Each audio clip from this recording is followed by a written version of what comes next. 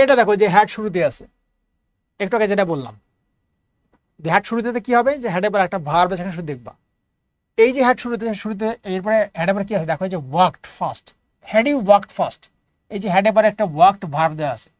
কি বলছে, যদি হ্যাডের পরে ভার্ব থাকে তা আনসার আমি কি খুঁজবো, আনসার খুঁজবো উড হ্যাভ বা কুড হ্যাভ। এটা 17তমতে আসছে। তো উড হ্যাভ কয়টা আছে দেখো, এটা হচ্ছে উইল নট, এটা ফেলে দাও, এটা উইল নট, এটা ফেলে দাও, এটা উড নট, এটা উড নট। এইখানে খেয়াল করো দুইটার মধ্যে উড দুটোতে আছে, কিন্তু এটার মধ্যে হ্যাভ নাই, এটার মধ্যে হ্যাভ আছে, এই যে হ্যাভ আছে। তাহলে হ্যাডের পরে যেহেতু V3 আছে, তাহলে উড হ্যাভ হবে আনসার। এই দুটোর মধ্যে আনসার কি হবে, এটার মধ্যে হ্যাভ আছে, এটার মধ্যে হ্যাভ নাই, তাহলে এটা ফেলে দাও, এটা আনসার হবে।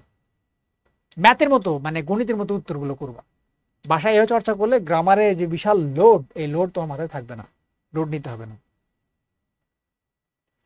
তারপরে দেখো প্রচুর প্রশ্ন, দেখো এই যে 18তমতে আসছে, 17, 18, 17, 18 কতবার আসছে এই ইফ দিয়ে। এটা কি আছে দেখো, এটা ভয়েল দিয়ে আসছে। দেখো মাই আঙ্কেল অ্যারাইভড ভয়েল, ভয়েলের পরে তোমরা সবাই জানো যে ভয়েল যদি থাকে তাহলে এরপরে কি হয়, কন্টিনিউয়াস টেন্স হয়, কন্টিনিউয়াস হয়। কোন কন্টিনিউয়াস হবে, ডিপেন্ড করবে আগের অংশ কোন টেন্সে আছে, আগের অংশে যে টেন্স আছে সেই কন্টিনিউয়াস হবে। আগের অংশে দেখো অ্যারাইভড আছে, তাহলে পাস্ট ইনডিফিনিট টেন্সে আছে, পাস্ট কন্টিনিউয়াস টেন্সে হবে। তো এইটা আছে উড কুক, এমনি ফেলে দাও। ভয়েলের পরে কি হবে, কন্টিনিউয়াস হবে, আগেরটা যে টেন্স আছে সেই টেন্সে কন্টিনিউয়াস হবে।